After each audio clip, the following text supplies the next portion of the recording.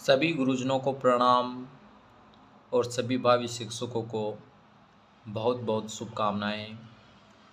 तो जिनका भी 2 गुना में कट ऑफ में नंबर आ चुका है उनके लिए वीडियो बना रहा हूँ।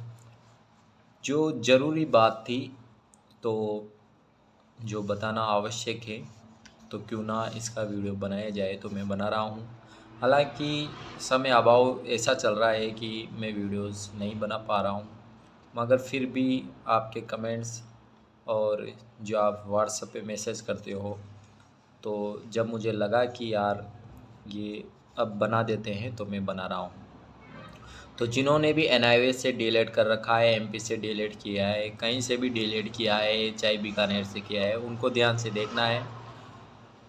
और आगे हम शुरुआत करते हैं। देखो, ये ऐसी PDF आपको व्हाट्सएप के माध्यम से या टेलीग्राम के माध्यम से मिली होगी। आपको इसकी जो है प्रिंट आउट ले लेनी है, अर्थात जेरोक्स इसकी करवा लेनी है। ठीक है। इसमें आपको जैसे इस पर जहाँ पर भी जो जो लिखा हुआ है, दस्तावेज सत्यापन का जिला कौन सा है, सूची क्रम संख्या कौन सी है, आपकी जो मेरिट लिस्ट में है वो भरना है। यहाँ पर गैर अनुसूचित हो या नहीं हो वो भरना है। आवेदन क्रमांक, नंबर, अभ्यर्थी का नाम, माता का नाम, लिंग और जो भी इसमें ये मांग रहा है वो। ठीक है। अब बात करते हैं इधर से नीचे वाले हमें कुछ भी नहीं करना है। चेक लिस्ट से ये सब काम उन ऑफिसर्स का है जो कि हमारे जो सत्यापन का कार्य करेंगे, दस्तावेज सत्यापन का कार्य करेंगे। ठीक है। अब इसकी प्रति आपको पूरी निकालनी है। ऐसा नहीं है फ्रंट के पेज की जेरोक्स निकलवानी है, पूरे जितने भी हैं इसमें PDF में, तो वो पूरे आपको निकलवानी है। ठीक है। अब क्या करना है आपको कि जैसे इसमें ऑनलाइन आवेदन की प्रति, ठीक है, तो आपको क्या करना है कि क्रम संख्या के अनुसार इसको भरना है। कहीं पर भी कुछ भी नहीं करना है आपको इसके पीछे अटैच करना है। जैसे आवेदन की प्रति, फर्स्ट में आवेदन की प्रति, क्रम संख्या दूसरे नंबर पर आधार कार्ड की प्रति होनी चाहिए और क्रम संख्या 3 पर यह होना चाहिए। ठीक है।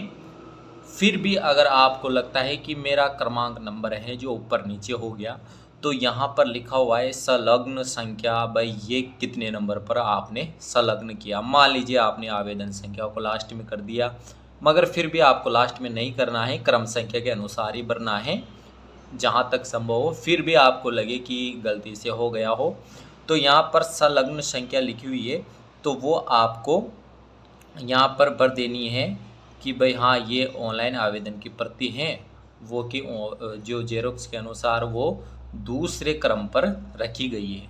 मगर आपको क्या करना है कि क्रम से ही भरनी है। ठीक है, बात को समझना, क्रम से ही भरनी है। ये समझाने के हिसाब से बताया है मैंने, आपको क्रम से भरना है। ऑनलाइन आवेदन के प्रति फर्स्ट पे ही लिखना है, दूसरे पे आधार कार्ड की प्रति लगानी है पीछे, तो दूसरे नंबर पर वही लगाना है आपको। तीसरे नंबर पर जो 5वें नंबर पर जो है वो सब आपको इसी पर इसके पीछे अटैच कर देनी है। ठीक है। ऐसे आपको कम से कम 3 जेरोक्स इसकी करवा लेनी है और 3 फाइल्स आपको बनवानी है, क्योंकि एक तो अभी आपके जो सत्यापन होगा 2 गुना में उसमें आपको चाहिए, और एक लास्ट में जब आपका 1 गुना सूची में नाम आ जाएगा तब वो ले लेंगे। एक सूची आपके पास में भविष्य में कभी भी अगर ज़रूरत पड़ी तो एविडेंस या कहीं भी जानकारी के लिए आप रख सकते हो। ठीक है। दूसरी बात, जिन्होंने भी NIOS से डिलीट कर रखा है या जिनके दिक्कत आ रही है, क्योंकि वो क्या कर रहे हैं कि मैंने भी बात की थी सर से, तो उन्होंने बताया, मैंने उनसे कहा कि सर हमारा जो वो चरित्र सर्टिफिकेट है तो वो हम हमारा बनाइए। तो उन्होंने कहा है कि आपने NIOS जो है वो रेगुलर नहीं किया है, तो जब रेगुलर नहीं किया है तो हम आपका चरित्र सर्टिफिकेट है वो नहीं बना सकते हैं। तो आपको क्या करना है, इस पर साफ साफ मेंशन लिखा हुआ है, क्रम संख्या 28 पे क्या लिखा हुआ है, अभ्यर्थी के अंतिम शिक्षण संस्थान द्वारा प्रदत्त चरित्र प्रमाण पत्र। आपके अंतिम शिक्षण संस्थान, मान लीजिए कि जैसे कि आपने 12th किया और उसके बाद में आपने NIOS से डीलेड कर लिया। तो NIOS तो क्या था, ओपन था, मतलब वो रेगुलर नहीं था। तो वहाँ से तो अंतिम संस्थान कहाँ हुआ आपका, 12वीं हुआ। तो जहाँ से आपने 12वीं पास आउट की थी तो वहाँ का लगेगा, ठीक है।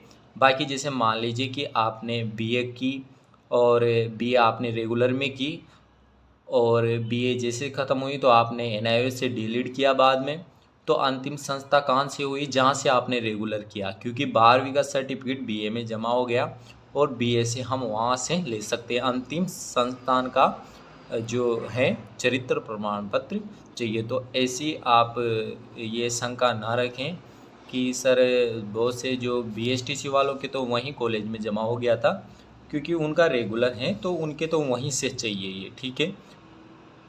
बाकी और ये सब चीज़ें आपने पढ़ी ली होगी। तो कोई भी, मैं पहले भी बोलता था, अब भी बोलता हूँ कि कोई भी तथ्य छुपाए नहीं, जो सत्य हैं वही बरे। और ऐसा कोई भी जानकारी आपको नहीं भरनी है जिसका आपके पास में एविडेंस नहीं है। एविडेंस होना बेहद ही ज़रूरी है। मान लीजिए कि आपके पास में 10th की आपने मार्कशीट में जो है कोई भी परसेंट आपने भर दी, उसका एविडेंस नहीं है, तो आप ऐसी स्थितियों में क्या है, बाहर होने के काफ़ी चांसेस होते हैं। तो मैंने पहले भी कहा था, अब भी कहूँगा कि कोई भी जानकारी ना छुपाएं। आपका अगर विवाह हो चुका है तो विवाहित भरिए, ये सब चीज़ें हालांकि हो चुकी हैं, बाकी फिर भी आपने सत्यता भरती होगी और सत्य सत्य जानकारी यही हमको भरनी है, ठीक है। बाकी और भी जानकारी या आपके कोई भी डाउट हो तो कमेंट्स कर दीजिए। जैसे ही हमें समय मिलेगा तो हम जानकारी देंगे जुटा करके, और आप अपने अपने स्तर पर इन सब डॉक्यूमेंट्स को तैयार कर लीजिए।